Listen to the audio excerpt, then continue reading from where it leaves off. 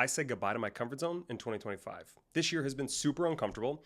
I tried things that would have scared the shit out of me a year ago. I kept ignoring that little voice in my head that said, this is too scary. You're going to look stupid. No one's going to like this. No one's going to care. And guess what? I did it anyways. The cost is too high to do the same thing year after year. And if I don't constantly push myself, then I'm leaving growth on the table. For my last episode in 2025, I want to do a short reflection debrief, if you will, of my year. I want to share a couple things I'm proud of, some stuff that didn't go so well, and what I'm focused on for 2026.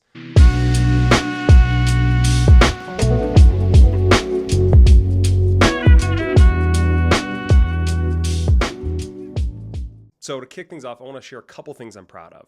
I don't know if you're like me, but I'm such a big believer in celebrating your wins. We just don't do it enough. But whenever I slow down and reflect on my achievements, it actually helps my confidence and puts my life into a better perspective.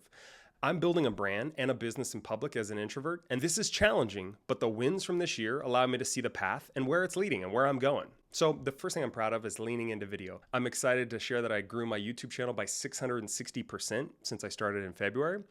And this was my biggest focus for 2025, and I'm really proud of the growth. Now, it was hard and uncomfortable, and especially because 90% of the advice online doesn't apply to me. Most of the advice is to chase, virality and trends and, do what everyone else is doing, but that just doesn't apply to me and my style. So the second thing I'm really proud of is consistency. I never missed a release, even when shit got tough. Even when I got injured, even when I got sick, or there were some deaths in the family this year, I showed up every week and grew my podcast followers by 50%. And I was able to grow my downloads by 35% this year. I'm really proud of the growth. And honestly, when you don't have a boss and you're doing it yourself, sometimes it's hard to stay motivated, but I'm really proud of the consistency this year. The last thing I'm really proud of is experimentation. I know the only way to find out what works is to experiment. So that's what I did this year. I tried new formats like a Q&A series. I tried reoccurring series like the Confidence Blueprint. And I even did some weird, kind of more fun episodes like my Office episode. And finally, I started posting on TikTok. Who would have thought I'd be a TikTok star? Well, I'm not a star, but I did start posting there. And so those are the things I'm really proud of. Now, with that, no year's perfect. I want to share some of the stuff that could have gone better. So I am proud of the 2025, like I said, but it sure wasn't perfect. And I want to share a couple of things that weren't great and what I learned. So the first thing that I think didn't go so well this year was I spent more time than I'd like to admit living in the future instead of the now. So a few times during the year, I caught myself wishing for things to happen sooner than they were happening. So for example, I wanted my YouTube growth to be faster than it was, right? I was able to grow quite a bit, but not as fast as I had originally thought. And during those moments, I had to remind myself that I chose a slower path. I don't chase virality or trends, and that means growth is slower. That means I'm charting my own path, which always means it's slow and takes more time. I think the next thing I struggled with is time management.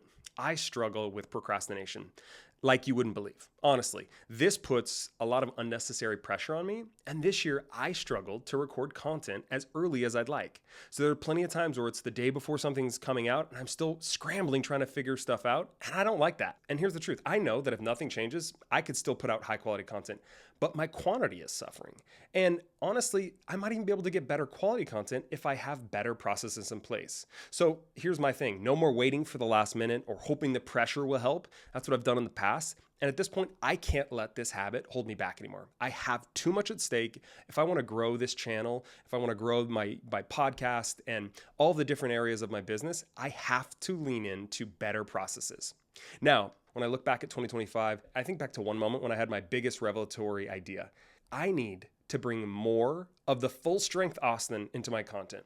So I reviewed my podcast episodes over the year, all of my content. And while I'm super proud of it, I feel like it was great. I also feel like I can bring more of my personality into my content.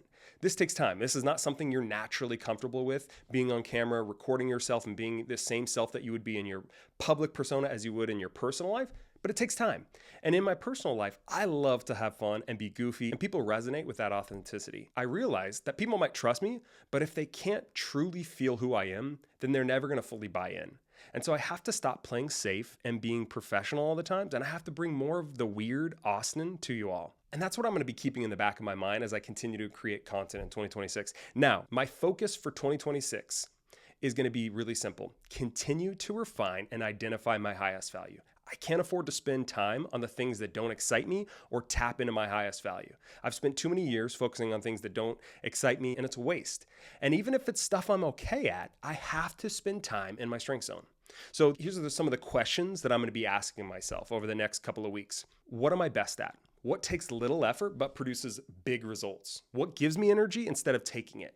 And maybe that means hiring help or getting rid of stuff that doesn't serve my highest value.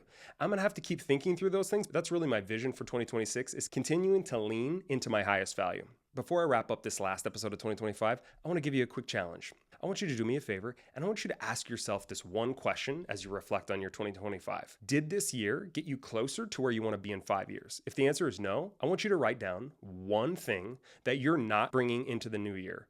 If the answer is yes, I want you to double down, baby. I want you to continue to do the things you like, continue to do the things that bring value to others, that serve others. And I want to close up by saying this year was awesome, and you're a big reason why. Your views, your comments, your shares, all of it is amazing. For an introvert to feel this love from around the world is kind of amazing, and truly, I appreciate you.